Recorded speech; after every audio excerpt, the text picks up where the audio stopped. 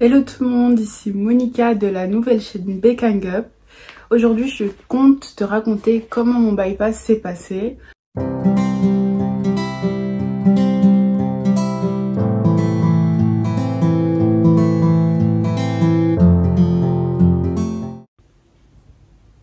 Alors, sachant que je suis à 3 semaines post-op et que j'ai pas encore eu mon rendez-vous avec la chirurgienne, moi je surveille mon poids à l'aide d'une balance connectée à Bluetooth et à mon téléphone qui me donne des graduations et des informations sur mon IMC, qui me donne des graphiques, qui me fournit des graphiques en fonction de mon poids de départ, en fonction de si je perds, si je prends, parce que c'est possible de prendre avec un bypass au début. J'étais à 127 600 et maintenant 3 semaines après mon bypass, je suis à 116,2 ou 3, j'ai oublié, je me suis pesée hier.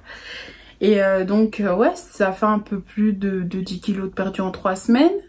Il y a un membre de ma famille qui a fait cette opération, qui a perdu 10 kilos en un mois. Et là j'ai perdu plus que 10 kilos, donc je suis assez contente de moi. Donc je me considère dans la moyenne. Mais il faut savoir que j'ai eu des petits troubles et que ça a inquiété ma psychologue. De mon retour à l'hôpital jusqu'à fin de la semaine de la même semaine, j'ai perdu je pense 4 kilos. Et à partir de là, j'ai perdu petit à petit. Il y a 1 semaine et demie, en fait, j'ai stagné. Donc je me suis dit, ouais, c'est parce que, en fait, j'avais bu du jus de pomme et du jus d'orange dilué à l'eau. Et je me suis dit, non, comme il y a du sucre dedans, même s'il n'y en a pas beaucoup, que j'en ai pas pris beaucoup. Voilà, en fait, j'ai dilapidé mon bypass, ça va servir à rien. Donc je perdais peut-être 100 grammes, 10 grammes, des choses comme ça. Et à un moment, j'ai rien perdu du tout. Ma balance, je pense qu'elle a déconné un peu parce que je l'utilisais tellement trop. Elle m'a fait prendre ma balance. Selon ma balance, j'avais pris quand même 1 kilo, voire 600 grammes, voire 800 grammes. J'ai paniqué. J'étais pas bien. Je me suis mise à me peser tous les jours. Et ça, il faut pas. Parce que sinon, vous allez pas voir...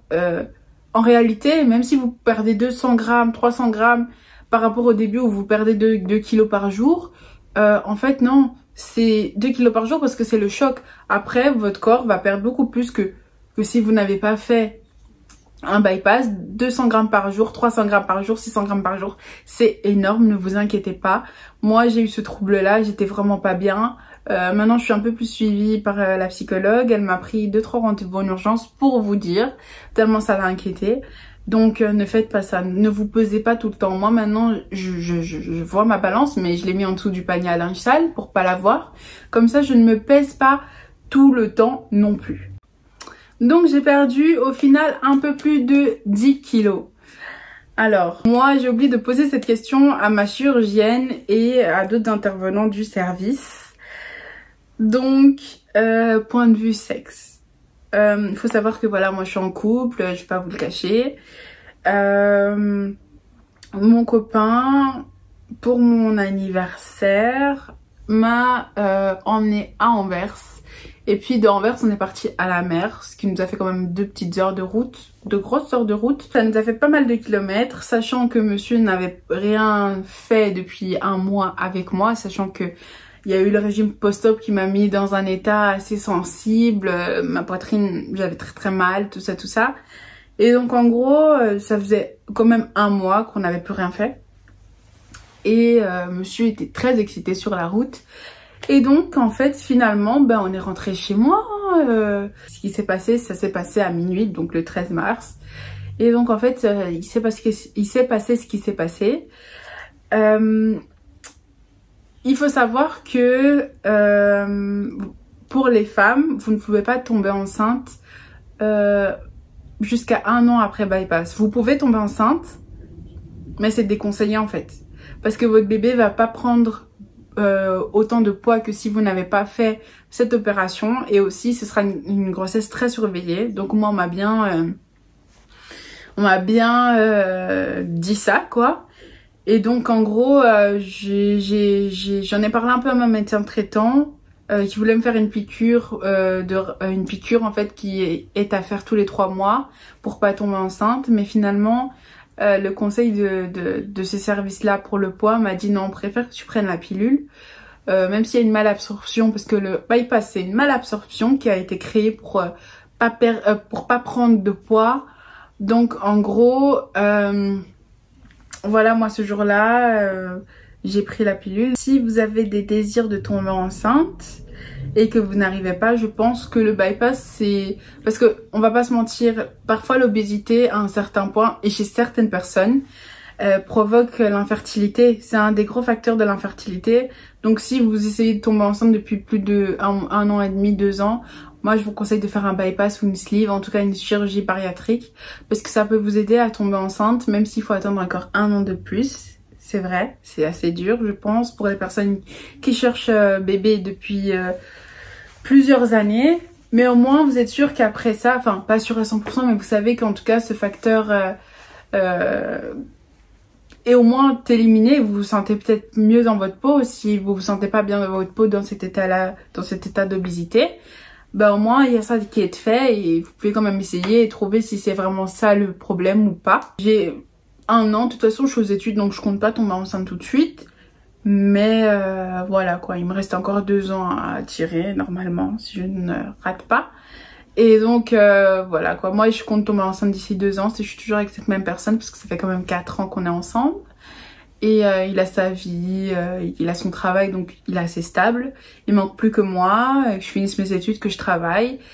Et voilà, je tombe enceinte dans 2 ans je pense. Dans le bypass il y a quelques tabous. Donc moi personnellement, juste après l'opération, j'avais une odeur qui se dégageait de mon corps. Une odeur très pestilentielle, pas pestilentielle comme on l'imagine, genre l'odeur d'égout ou quoi. Mais on a une odeur de transpiration, c'est pas valable pour tout le monde, mais j'en ai parlé à des bypassés comme moi. Certaines ont eu des odeurs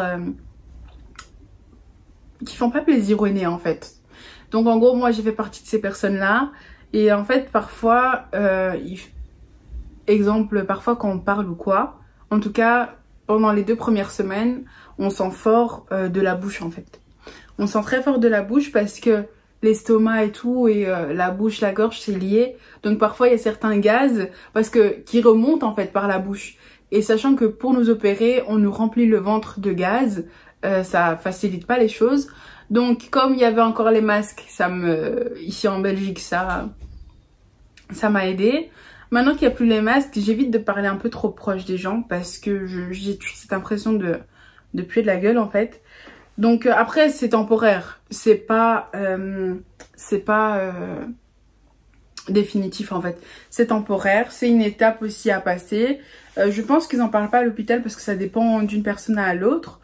Mais voilà quoi, donc voilà, les gens n'en parlent pas souvent, j'ai remarqué, ils cachent ça, mais je trouve ça très important. Comme ça vous savez, vous prenez les dispositions, prenez exemple, moi je prenais un bain de bouche d'une grande marque 6 en 1, bah, prenez exemple un bain de bouche qui se vend en pharmacie, en plus vous en faites 2, 3.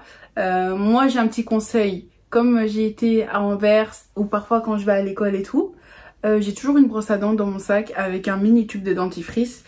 Alors les sorties, je sais que pendant les sorties on est tenté par les odeurs de bouffe, les tacos pour ceux qui aiment les tacos, etc. les fast-food. Tenez le coup parce que c'est très dur. Moi je pleure pendant les sorties, parfois. Ouais, je pleure pendant les sorties, c'est très dur, vous sentez ça. Par contre, imaginons que vous voulez manger quand même un fast-food et qu'il y a que ça qui est ouvert, tout ça. Je sais que McDonald's font parfois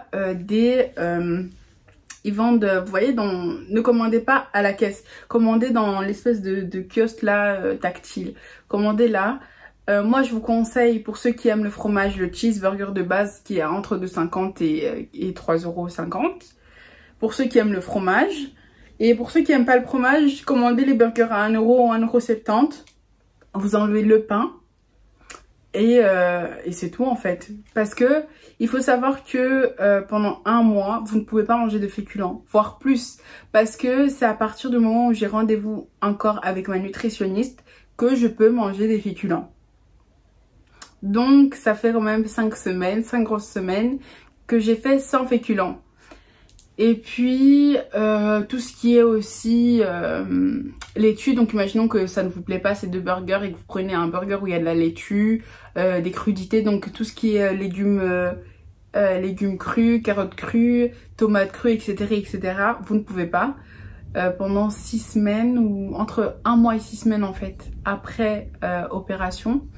Donc ça je ne sais pas pourquoi, mais je pense peut-être à cause des bactéries, on ne veut pas prendre de risques, peut-être, mais je vais essayer de me renseigner pour vous. Et puis ouais, je pense que c'est tout. Mais en tout cas pour les sorties, moi tout ce que je mange comme la viande hachée de bœuf, 100% pur bœuf, je l'assimile et bon, j'ai quand même droit à une cuillère à soupe de gras. Je mange ça en fait. Plus le fromage c'est permis, donc ne vous privez pas de fromage du moment que c'est pas du fromage qui a baigné dans la graisse. Donc moi je vous conseille pendant vos sorties, vous allez au McDo et vous allez au kiosque et vous enlevez le pain, les crudités et vous mangez juste la viande comme ça. En plus je conseille parce que pour les gens qui n'assimilent pas trop la poudre de protéines, si vous mangez plus de 200 grammes par jour ou 150 grammes par jour ou 300 grammes par jour de viande, vous pouvez éliminer la poudre de protéines en fait. Tant que vous ne dépassez pas encore les 200 grammes, vous devez prendre la poudre. Mais si vous dépassez les 200 grammes, vous devez plus prendre la poudre en fait. Donc c'est une nouvelle assez positive. Alors, point de vue sexe, à 1 mois post-op, moi je conseille pas de faire des positions à 4 pattes. Je conseille pas non plus de faire des positions où vous travaillez les abdos parce que c'est extrêmement douloureux. Donc réfléchissez-y avec votre partenaire parce que c'est très important. Il faut pas oublier que voilà, il y a des partenaires qui, que ce soit homme ou femme, qui ont une libido assez élevée et ça fait quand même peur. Moi je vous cache pas, ça fait quand même peur de laisser un homme ou votre partenaire en tout cas 1 mois sans rien faire. En tant que femme en tout cas qui suis avec un homme, ça me fait un peu peur. Même si j'ai confiance en lui, ça me fait assez peur. Donc le sexe c'est très important, surtout si vous en avez envie aussi.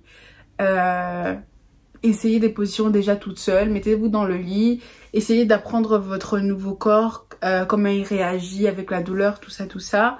Si vous levez un peu les jambes, parce que même parfois lever les jambes ça fait un peu mal.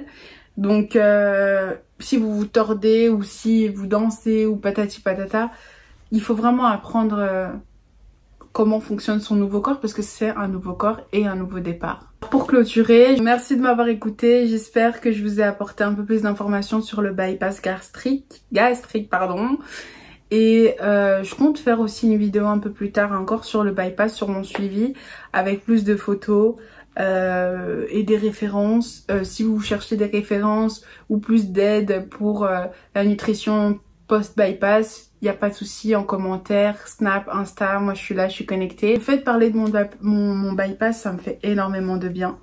Parce que je me dis, je peux quand même aider des personnes qui n'ont pas été très informées. J'espère que vous passez une bonne soirée, une bonne journée, une bonne après-midi. Et bisous, à la prochaine!